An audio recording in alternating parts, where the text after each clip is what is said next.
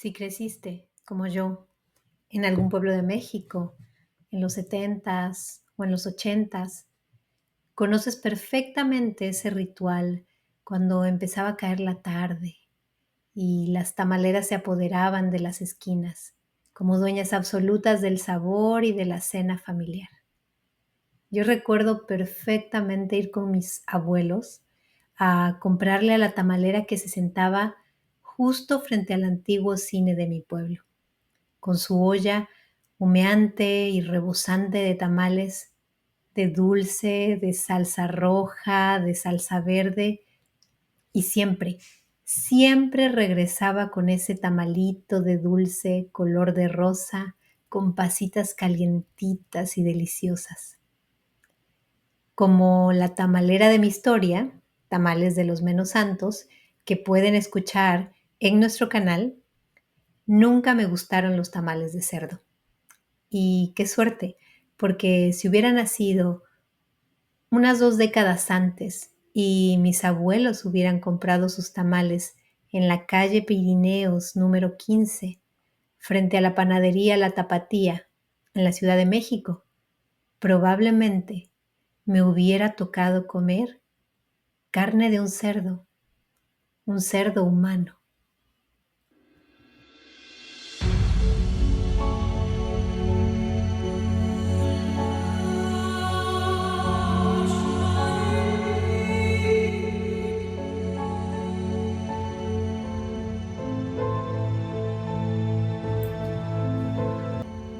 En México, el tamal es ofrenda y es raíz.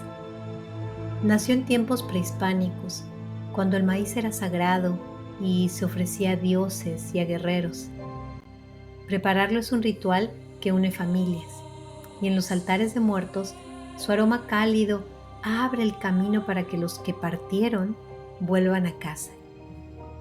Con ese bagaje histórico del tamal como ofrenda sagrada, el contraste con lo oscuro es aún más brutal, porque entre la ficción colectiva y los chismes de barrio, las tamaleras asesinas se han ganado un lugar en nuestras leyendas urbanas.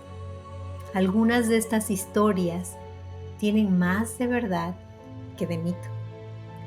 El episodio número 7 de nuestro podcast, Tamales de los Menos Santos, es especial porque me inspiré en una historia que leí cuando era niña, en una vieja revista de esas amarillistas que se llamaba Alarma y que me dejó traumada. Y hoy les quiero contar en detalle esa historia que no solo me estremeció a mí, sino que sacudió a todo México. Seguro han escuchado alguna de las muchas historias que circulan en redes sobre tamaleras asesinas. La de la tamalera de los 90, Doña Berito, afuera de un hospital público. Un cliente muerde su tamal y encuentra un dedo humano. En minutos hay gritos, patrullas, una multitud curiosa. La policía registra su casa y encuentra vísceras, restos de animales y el torso de su esposo en el refrigerador. O la tamalera del 2017, Anabel Gómez, tamalera de Tijuana. Vecinos denunciaron un olor insoportable. La policía entra a su casa y, según las versiones virales, ella confiesa haber matado a más de 50 mujeres para vender tamales y ahorrar unos pesos en carne. Y no nos vayamos tan lejos. En el 2023, en Zapopan, Jalisco, una tal Esther N. es señalada por un cliente que jura haber encontrado un dedo humano en su tamal. Su esposo, el esposo de la tamalera, llevaba días desaparecido. El rumor corre. La policía lo desmiente. Pero el morbo ya estaba servido. Y ahí está la fascinación. Este mito muta, viaja, nunca muere. En Facebook alguien asegura: en Guerrero, Un señor vendía tamales de carne de gato y humana de su compadre. Otro le responde, no, fue en la Ciudad de México. El tamalero mató a su esposa y a su amante. Los hizo tamales. La realidad es que esta leyenda urbana nació con un caso real y documentado por las autoridades, allá en los años 70. Esa historia, la verdadera, está mucho más retorcida de lo que imaginas.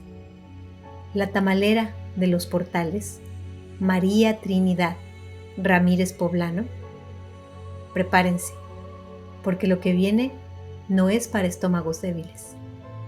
Si no han escuchado Tamales de los Menos Santos, está en nuestro canal. Escúchenlo, porque detrás de cada hoja de maíz, a veces hay más que relleno.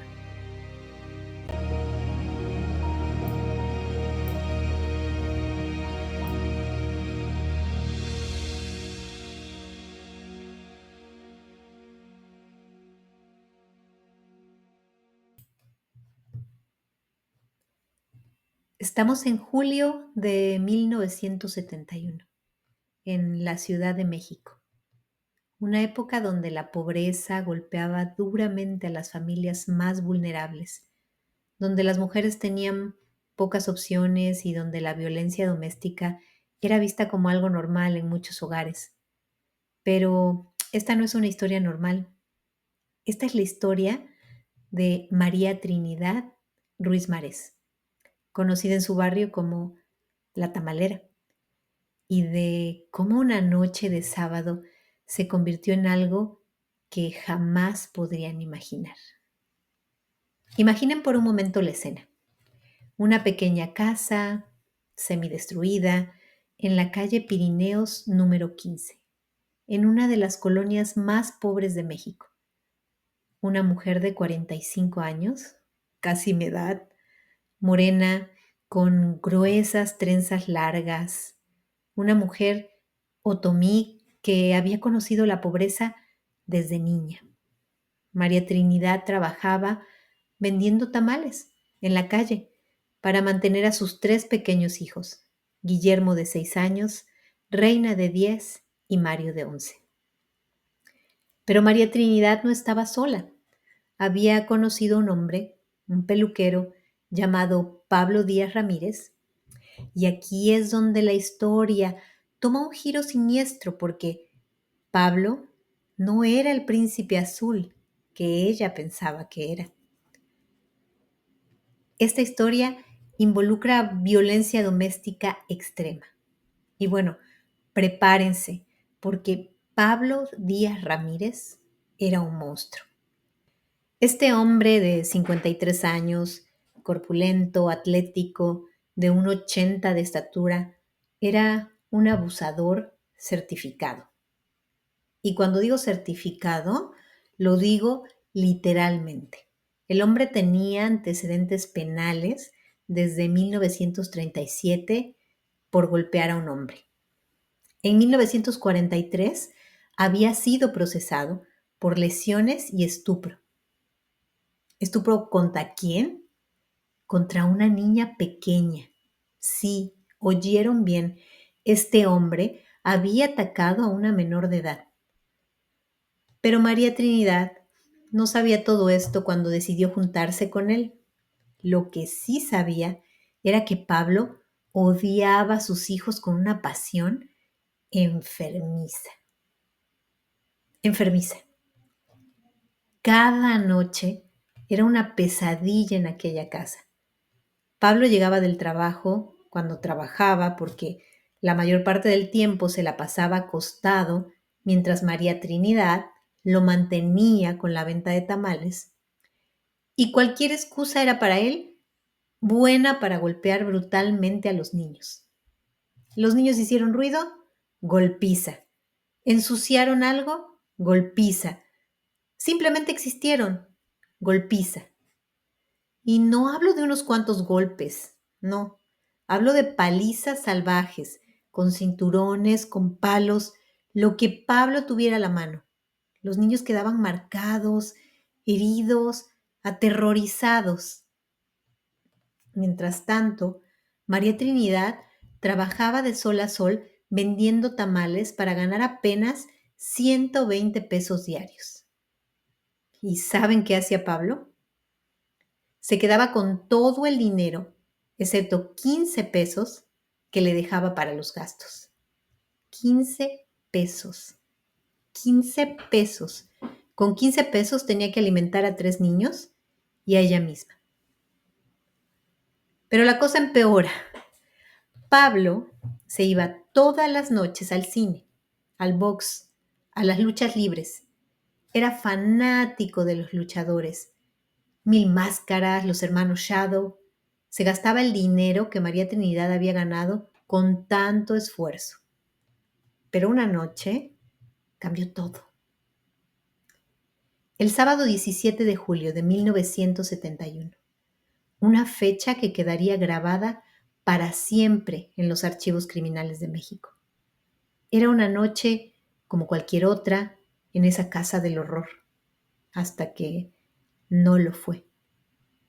Los niños estaban jugando, siendo niños normales, se pusieron a saltar en la cama y en su inocente juego mancharon unas cuantas prendas de ropa limpia.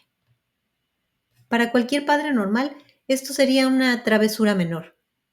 Tal vez los regañarías, les explicarías por qué no deben hacerlo, los castigarías, pero Pablo Díaz Ramírez no era un padre normal, era un monstruo.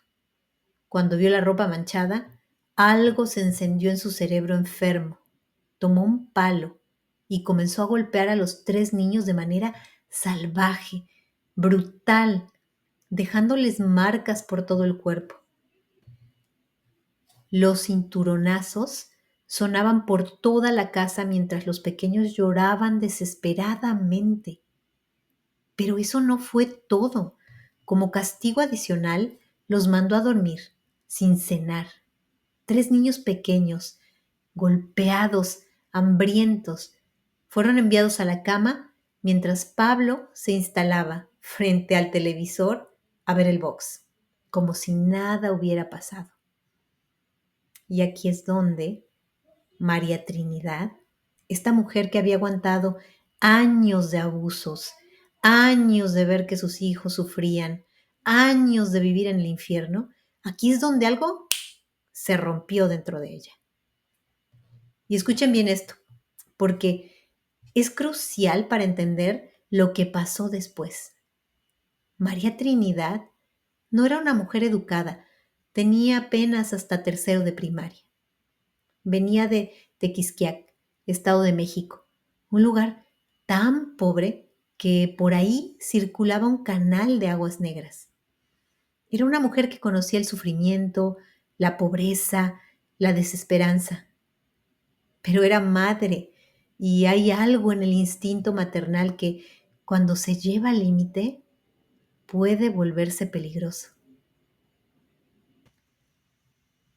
Esa noche, después de que Pablo terminó de golpear a los niños y mandarlos a dormir sin cenar, después de instalarse frente al televisor como el déspota que era, María Trinidad tomó una decisión.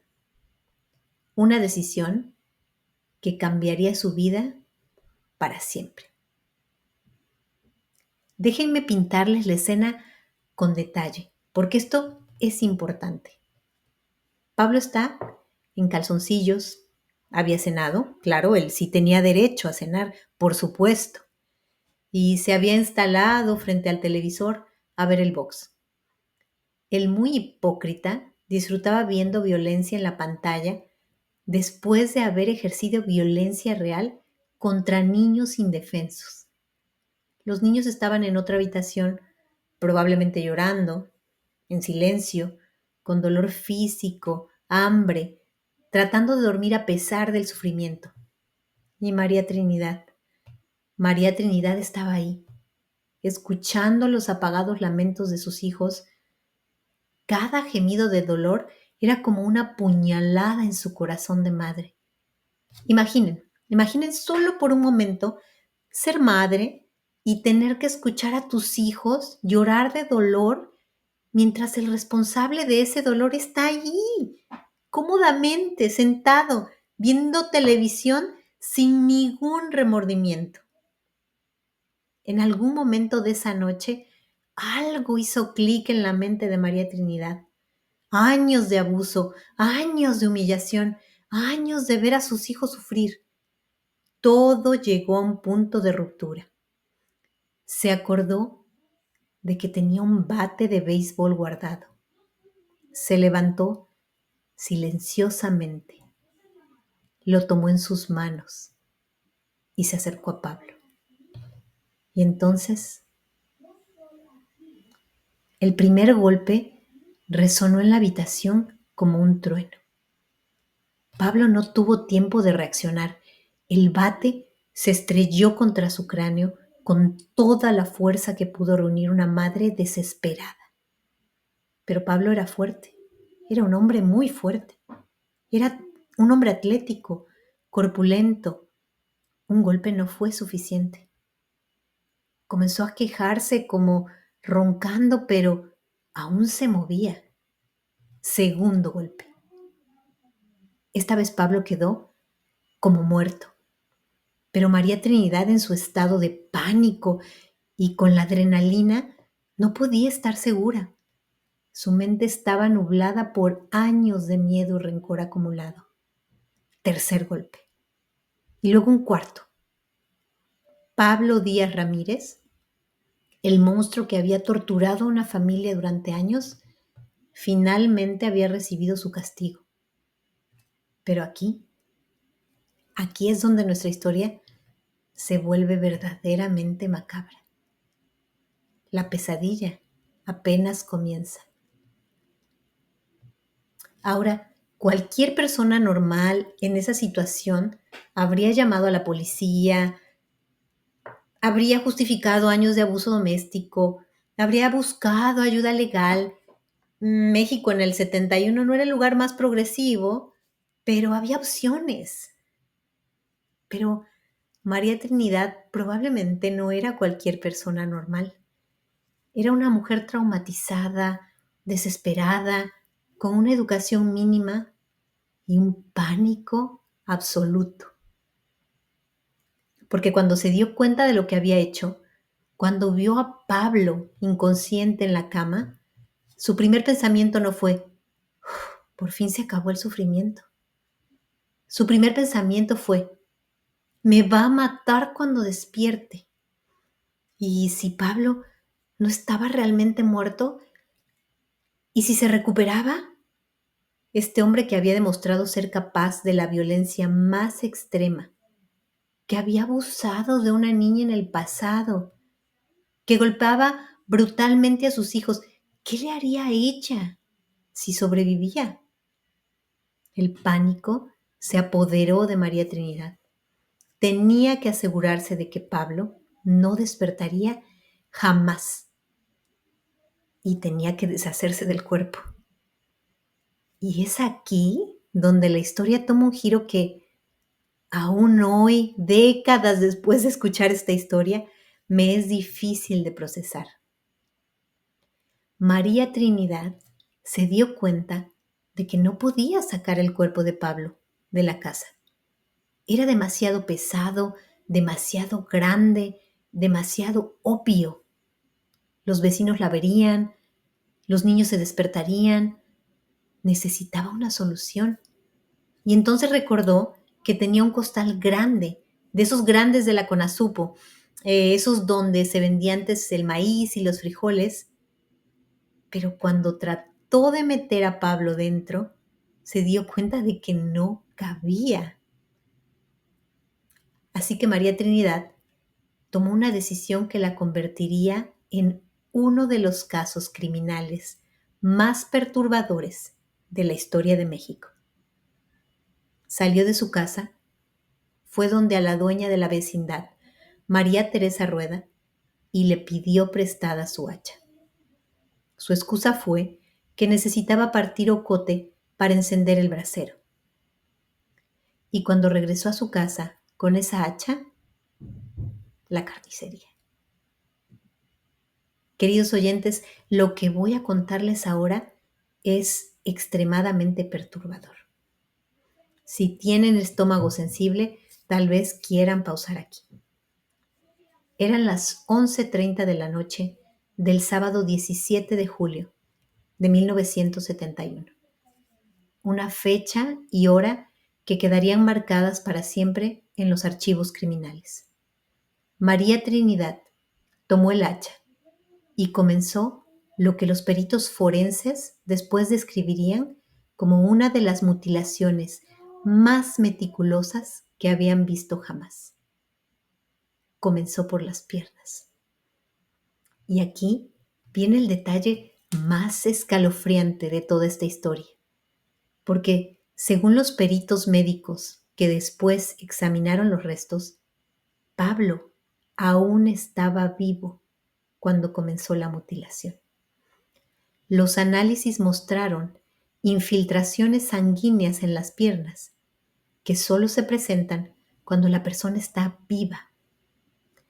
Esto significa que Pablo sintió los primeros hachazos, que tuvo conciencia de lo que le estaba sucediendo antes de morir. María Trinidad continuó su macabra tarea. Separó las piernas del tronco. Luego se enfrentó al problema de la cabeza. No cabía en el costal. Así que la cortó también. Los niños, acostumbrados al ruido que hacía su madre cuando trabajaba la masa de los tamales por las noches, no se dieron cuenta de que esta vez el sonido era completamente diferente. Pensaron que mamá estaba preparando los tamales para el día siguiente. No tenían idea de que su padrastro estaba siendo descuartizado en la habitación de al lado. Para cuando María Trinidad terminó, ya era madrugada del domingo, había trabajado durante horas, a la luz de la televisión que seguía encendida, convirtiendo lo que una vez había sido Pablo Díaz Ramírez en partes que pudiera transportar. Pero ahora venía la parte más difícil: limpiar la escena del crimen. Esta mujer, que supuestamente solo tenía educación hasta el tercero de primaria, demostró una meticulosidad y frialdad que sorprendió incluso a los investigadores más experimentados. Limpió casi perfectamente la habitación, lavó toda la sangre, lavó su propia ropa, limpió cuidadosamente el hacha y los cuchillos que había usado. Metió el torso y las piernas en el costal de la conazupo y lo escondió debajo de la cama. Pero tenía un problema. La cabeza no había cabido en el costal y ya no tenía tiempo para salir a deshacerse de ella junto con el resto del cuerpo, porque estaba amaneciendo. Su solución: guardó la cabeza de Pablo en el bote que usaba para hacer tamales. Un bote de 20 litros que tenía en la cocina. Y la hirvió. Sí, oyeron bien. María Trinidad hirvió la cabeza de su esposo en el mismo recipiente donde preparaba los tamales que vendía todas las mañanas. Pero la pesadilla no termina ahí. El domingo por la mañana, María Trinidad se levantó como cualquier otro día, se arregló, preparó sus tamales, tomó su carrito y se fue a vender a su puesto habitual, frente a la panificadora La Tapatía, en la esquina de Ermita Ixtapalapa y Emiliano Zapata. Imaginen la escena, imagínenla.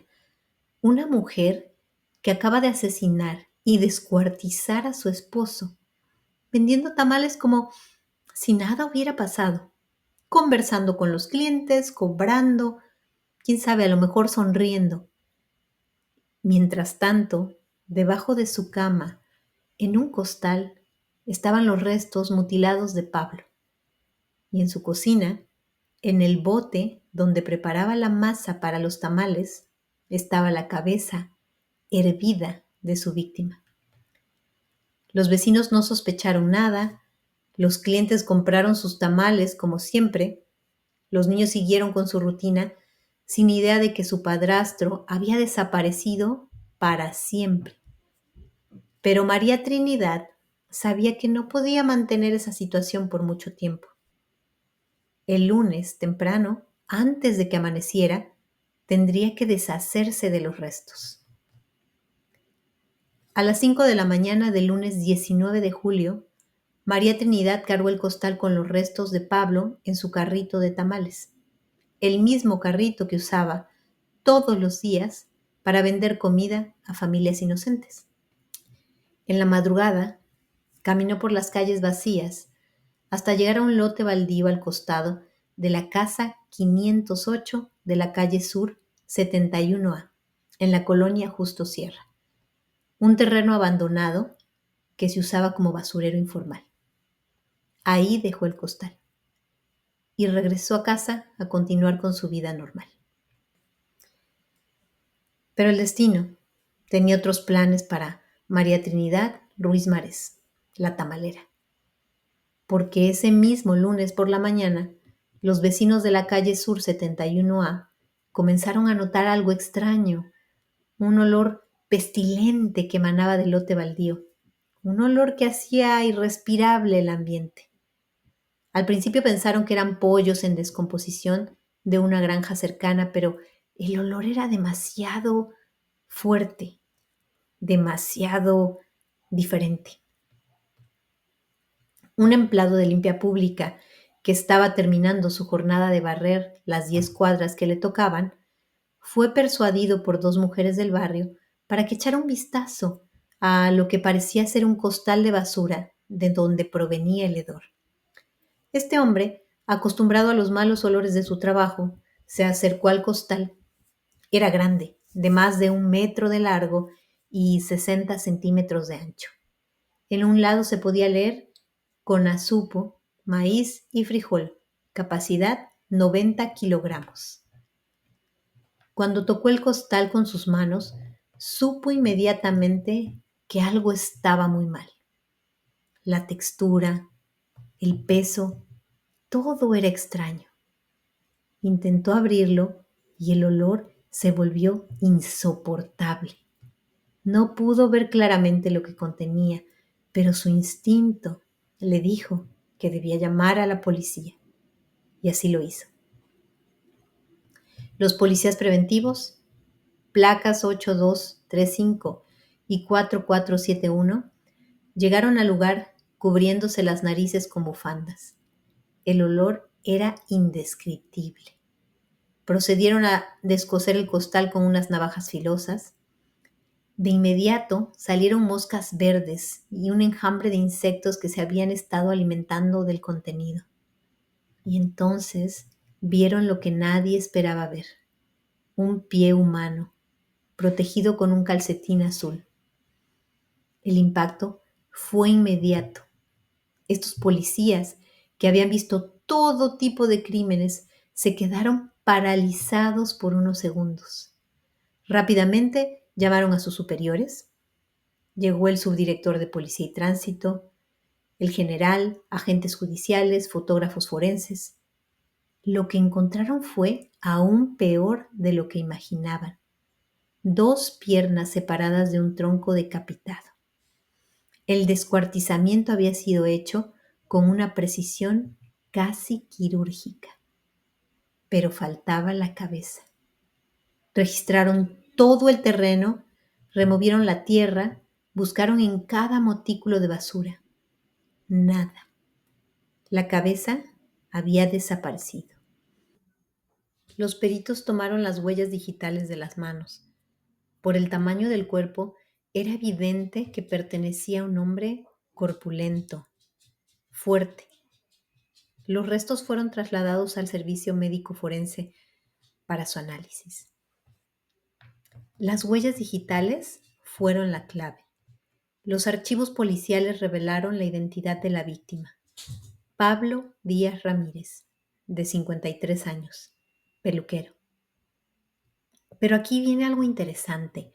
Pablo usaba múltiples nombres: Pablo Díaz Ramírez, Pablo Díaz Gallegos, Rafael Díaz Ramírez, Pablo Díaz Rincón, Pablo Ramírez Gallegos, un hombre que claramente había tratado de esconder su pasado en múltiples ocasiones. ¿Y qué pasado era ese? Los archivos revelaron la verdadera naturaleza de Pablo. 1937, encarcelado por golpear a un hombre, delito de lesiones. 1943, procesado por lesiones y estupro contra una menor de edad. Había intentado ser policía, pero fue rechazado por sus antecedentes criminales. La descripción física coincidía perfectamente: hombre atlético, 1,80 de estatura, moreno claro, semicalvo, tipo mongol, facciones duras y toscas, educación hasta tercero de primaria, abstemio, no fumador, gran aficionado al boxeo y la lucha libre. Los peritos médicos hicieron un descubrimiento escalofriante. Pablo había sido asesinado con múltiples instrumentos: una cegueta, un hacha, un cuchillo. Y según las infiltraciones sanguíneas encontradas en las piernas, éstas le fueron desprendidas del cuerpo cuando aún estaba vivo. El doctor que realizó la autopsia comentó: es la primera vez que veo un asesinato como este. Los judíos y aztecas los practicaban para castigar el homicidio, el robo y el adulterio. Y qué paciencia de los verdugos para cerrarles las piernas. Con la identificación confirmada, los agentes se dirigieron al último domicilio conocido de Pablo, en la calle República número 1, en la colonia Portales. Los vecinos les dijeron que Pablo se había mudado 6 meses antes y que vivía con una mujer que vendía tamales en la vía pública. ¿Tamales? Los investigadores no sabían aún la importancia siniestra de ese pequeño detalle. Siguieron la pista hasta dar con María Trinidad, quien vendía tamales frente a la panadería La Tapatía. Los agentes Gonzalo Valderas Castelar, Juan Ayala Ángeles y José Cabrera, dirigidos por el mayor Jesús García Jiménez, llegaron a la casa de María Trinidad. Era una casa semiderruida, en una calle con poco tránsito, llena de niños que jugaban con sus mochilas yendo a la escuela. Adentro, encontraron a una mujer de pie junto a una mesa de madera, planchando ropa. Cuando los agentes tocaron, ella salió. ¿Qué se les ofrece?, preguntó secamente, sin mirarlos. ¿Es usted Trinidad, la esposa del peluquero Pablo Díaz Ramírez? Sí, señor. ¿Dónde se encuentra él? Y aquí pasó algo que debería haber alertado inmediatamente a los investigadores. Trinidad palideció. No sé. Se fue a trabajar desde el sábado y no ha regresado. Una respuesta demasiado rápida, demasiado ensayada. Los investigadores intercambiaron miradas. No sabían si debían darle la noticia de inmediato o cómo podría reaccionar. Señora, su esposo está muerto. Y entonces ocurrió algo que helará la sangre de ustedes. Trinidad no se movió. No dijo ni una palabra. No se inmutó. Cerró los ojos. Sus párpados y labios temblaron ligeramente, pero no lloró. No se conmovió. No se puso histérica como sería normal en una esposa que acaba de recibir la noticia de que su marido ha muerto. Todo lo contrario, permaneció impasible, indiferente. Y sus ojos brillaron de una manera extraña. Como declaró después uno de los agentes, malignamente, reflejando un rencor de siglos. Acompáñenos a la jefatura de policía. Y aquí, escuchen, viene otro detalle escalofriante. Trinidad no preguntó por qué tenía que ir a la jefatura. No preguntó cómo había muerto su esposo, dónde lo habían encontrado, qué había pasado. Simplemente pidió permiso para ponerse un suéter y acompañó a los agentes como si hubiera estado esperando ese momento durante días. En la oficina del comandante, la tamalera fue interrogada. Al principio, trató de crear una historia alternativa. Dijo que Pablo había estado nervioso las últimas semanas, que le había contado que lo habían amenazado por vender marihuana, que tenía enemigos. Pero los investigadores no eran tontos. Había algo en la frialdad de esta mujer, en su falta total de emoción ante la muerte, que les decía que sabía mucho más de lo que admitía. ¿Tenía usted pleitos frecuentes con él, señora? Trinidad enmudeció por momentos. Pensó cuidadosamente lo que iba a decir. Y entonces comenzó a contar una versión resumida de la verdad. Que Pablo no quería a sus hijos, que los golpeaba constantemente, que le quitaba el dinero que ella ganaba vendiendo tamales. ¿Por eso lo asesinó? La pregunta cayó como una bomba en la habitación. María Trinidad miró directamente al policía. Sin vacilar, sin inmutarse, respondió. Sí, señor, por eso lo maté. Lo merecía. Y entonces, con una calma que lava la sangre, comenzó a contar exactamente cómo había asesinado y descuartizado a Pablo Díaz Ramírez. María Trinidad narró cómo había golpeado a Pablo con el bate de béisbol mientras él veía la televisión, cómo había pedido prestada el hacha a la dueña de la casa con la excusa de partir leña. Pero entonces llegó la parte más perturbadora de toda la confesión. Cogí entonces el hacha que me había prestado un día antes la dueña de la casa para partir la leña y comencé a cortarle las piernas. Él se seguía quejando. ¿Se dan cuenta de lo que esto significa? Pablo estaba consciente, sintiendo el dolor mientras era mutilado. ¿Quién le ayudó? Nadie, señor. Yo sola lo hice todo. Nadie me ayudó. Los investigadores no podían creerlo. Una mujer de 45 años, sin educación, había logrado descuartizar completamente a un hombre corpulento y atlético en solo horas, trabajando completamente sola. ¿Qué hizo después? Luego quise meter al costal el cuerpo y me fijé que la cabeza no cabía. Por eso también se la corté. Cosí el saco con istle. La cabeza la puse a hervir. La cabeza la puso a hervir. Déjenme repetir eso porque es importante que entiendan la magnitud de lo que estamos escuchando. María Trinidad hirvió la cabeza de su esposo en el mismo recipiente donde preparaba los tamales que vendía al público. Los detectives no podían creer que una sola persona hubiera sido capaz de tal descuartizamiento.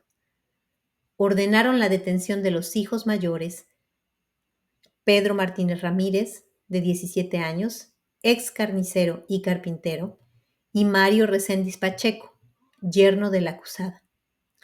Los interrogaron intensamente, tratando de que confesaran haber ayudado en el crimen. Pero María Trinidad se mantuvo firme. Yo soy la única responsable. Que me castiguen con 40 años o lo que sea. Mi hijo y mi yerno nada tienen que ver en esto. Los detectives del servicio secreto llegaron a torturar a Pedro, el hijo mayor, tratando de hacerlo confesar. Le dijeron que había amenazado al peluquero en el pasado, que había confesado haber matado a un hombre. Pero nada funcionó. Pedro negó todo y María Trinidad siguió insistiendo en que había actuado completamente sola. Finalmente, ante la falta de evidencia contra los jóvenes, fueron puestos en libertad. Durante el interrogatorio, María Trinidad confesó algo que dejó sin palabras a los investigadores. Había aprovechado la carne de las piernas de Pablo. La había usado como relleno para los tamales que vendió los días siguientes. Sí, lo escucharon bien. La había usado como relleno para los tamales que vendió los días siguientes. Mucha gente en la Ciudad de México había comido literalmente los restos de Pablo Díaz Ramírez sin saberlo. Los investigadores inspeccionaron su casa y encontraron la cabeza exactamente donde había dicho, en el bote de 20 litros que usaba para tamales, completamente hervida y descompuesta. La misma olla donde preparaba la comida que vendía al público. Los investigadores no podían creer que una sola persona hubiera hecho todo, pero María Trinidad siguió firme. María Trinidad fue acusada de homicidio calificado, inhumación clandestina y profanación de cadáver. Durante el juicio, que duró casi 2 años, ella mantuvo su confesión. Había matado a Pablo por el maltrato a sus hijos. El juez la condenó a 40 años de prisión con todas las agravantes: premeditación, alevosía, ventaja y traición. María Trinidad no se inmutó al escuchar la sentencia. En el reclusorio, María Trinidad fue mirada con recelo, incluso por las criminales más desalmadas. Les parecía anormal asesinar a alguien, cortarle las piernas a un vivo, usar su carne para rellenar tamales y venderlos como si nada. Las autoridades pensaron que debía estar loca y la pusieron con las internas consideradas dementes. Pero los peritos médicos determinaron que estaba mentalmente sana y que había cometido el crimen en un instante de coraje maternal. Esta historia se convirtió en leyenda urbana. Durante meses, la gente en Ciudad de México no pudo comer tamales sin recordar el caso de María Trinidad. Se crearon chistes macabros, se rumoraron detalles falsos, pero el horror real era suficiente. Una madre desesperada que llegó al límite absoluto. ¿Era María Trinidad una víctima de años de abuso que finalmente explotó? ¿O era una asesina fría y calculadora que planeó meticulosamente el crimen perfecto? Los hechos hablan. Descuartizó a su esposo con precisión quirúrgica, limpió la escena perfectamente, vendió tamales con carne humana y mantuvo la compostura durante días. Este caso sigue siendo estudiado por criminólogos como uno de los crímenes más perturbadores de la historia de México. Un recordatorio escalofriante de hasta dónde puede llegar el ser humano cuando se rompen todas las barreras morales. María Trinidad Ruiz Marés, la tamalera, cumplió su condena y desapareció de las historias.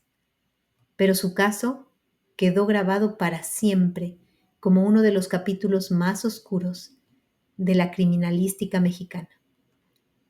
Y hasta aquí llega esta historia perturbadora, una historia que nos recuerda que la realidad a veces supera la ficción más macabra.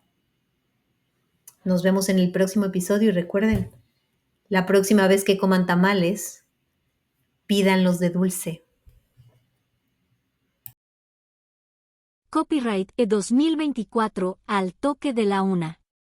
Todos los derechos reservados. El contenido de este podcast, incluyendo audio, guiones y cualquier material adicional, está protegido por leyes de propiedad intelectual. No se permite la reproducción, distribución o modificación de este contenido sin el permiso expreso de Al Toque de la Una. Gracias por respetar nuestro trabajo y por escucharnos. Nos vemos en el próximo episodio.